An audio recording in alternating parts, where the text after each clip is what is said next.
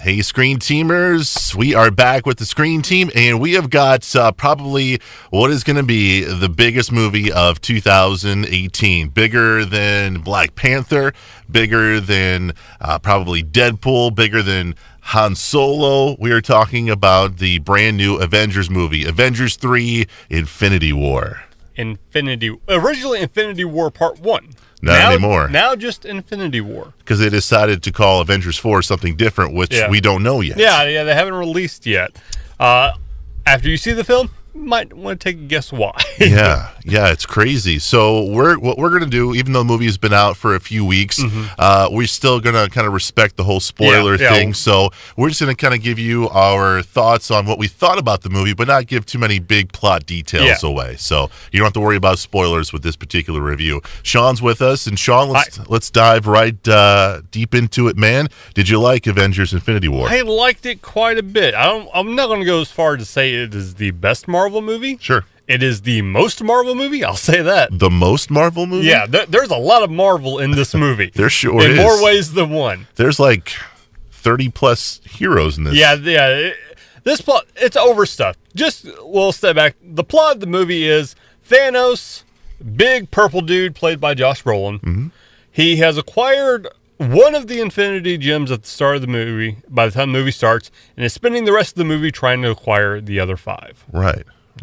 And through various machinations, and the plot is basically the Avengers are either going to attack him to try to stop him, or playing defense to try to stop him from getting those gems. Sure. And if you've been on this Marvel journey with the rest of us for the past 10 years, you've known that Marvel's done a really, really good job of writing their heroes, not a very good job of writing their villains. True. This one, though, I think they did an amazing job with Thanos. Yes and no. You didn't like Thanos? No, I love Thanos, but in a weird way, he's the hero of this movie. If you look at it from its plot structure, Thanos is the main character of the movie. That's true, yes. And it's a refreshing take on how they wrote him as the main character.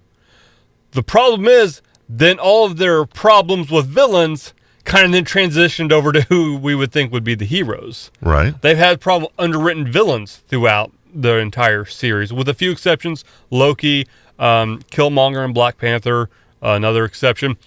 Those problems they had with the writing for their villains, I think, kind of shifted over to the heroes a little bit in this movie. Well, we know the heroes, though. Well, yeah, and I still think it's kind of hard to pin down, especially without getting into spoilers. Sure.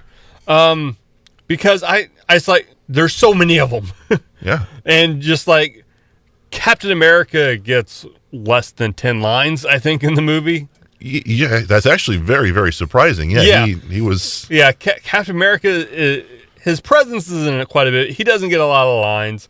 And there are a few little scenes here and there. I thought the scene early in the movie between the Scarlet Witch and Vision was real nice.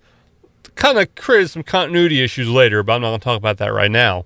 But I thought it needed a few more of those. But I mean...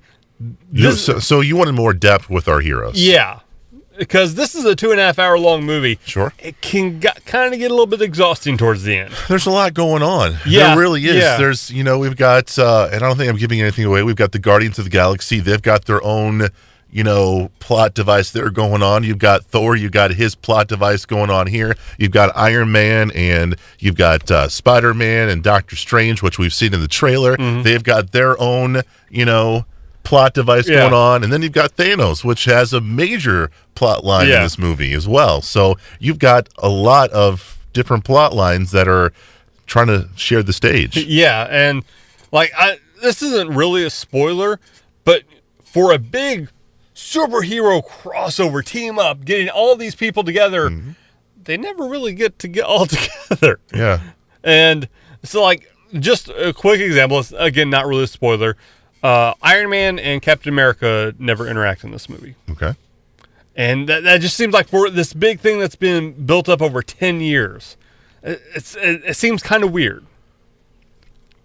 I agree, but we also have to remember, even though it's not a two-part anymore, it really is still a two-part movie. It is still a two-part movie. Yeah. It's still this is very much a part one. Yeah, so kind of think of it like if you're into the Harry Potter saga, how they made the last one into two parts. The same thing with the Hunger Games, or if you hate yourself, Twilight. Twilight's another one, So think of this one in the same kind of vein. Think of it as a two-part story with this kind of final Avengers movie. Yeah.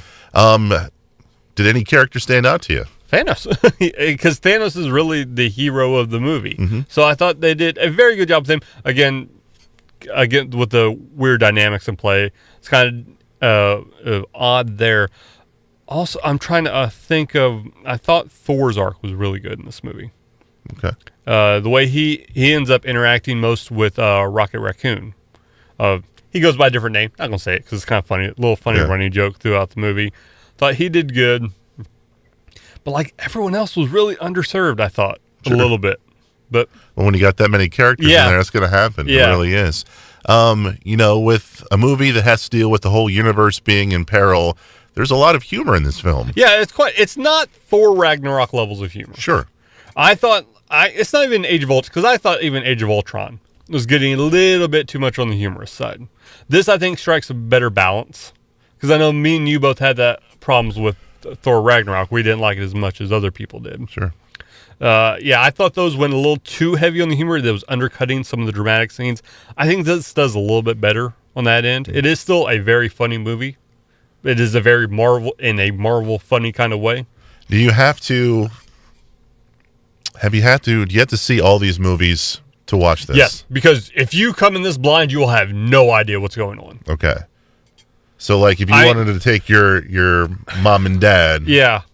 I would say at the bare minimum, you would need to watch Avengers Age of Ultron, Captain America Civil War, and Guardians of the Galaxy, and both Guardians of the Galaxy. I think at a bare minimum. You can maybe skip Guardians 1. Okay. But as a bare minimum, you would need to watch those movies. Because otherwise you would be lost. Because they spend no time introducing any character in this movie. Sure. You've seen this movie once. Do you want to see it again in theaters? I definitely would see it again. Because there's a lot of little Easter eggs that I missed. One that I noticed in the credits, I'm not going to mention, but if you've watched any of the Russo's previous movies, you might have a guess. Apparently it was in the movie that I just noticed the, thanks to whatever company.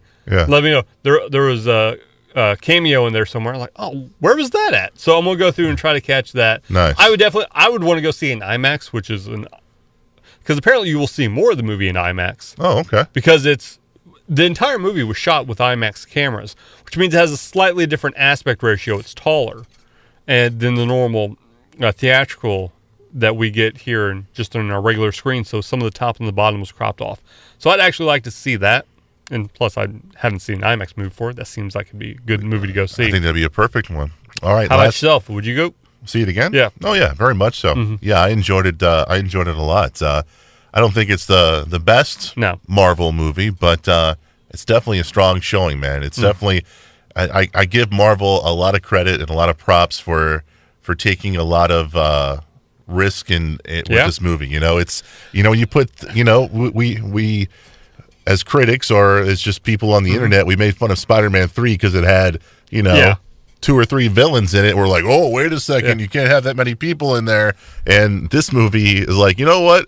We got your 3. How about 30? Yeah. How about 33? This movie also suffers a slight problem in that it is a part 1. It is definitely a part 1. It's a part 1. Yeah. So some things don't land as much as they should. Sure. I think that was an issue that I had with the movie as well. We might need to do a spoiler cast about this because some of the simmering issues I have with this movie, we're not going to talk about in this venue. But Sure. All right. Out of 10, what would you give it? I'd say it's good 8.5. Okay, I was going to give it an 8, but I think we're both right on. The movie's called Avengers Infinity War, and definitely check it out in theater if you can, all right? That's going to do it for this edition of The Screen Team. He's Sean, I'm Chris. Thanks for listening on KWOC, and thanks for watching on The Screen Team. And remember, we want you to know before you go.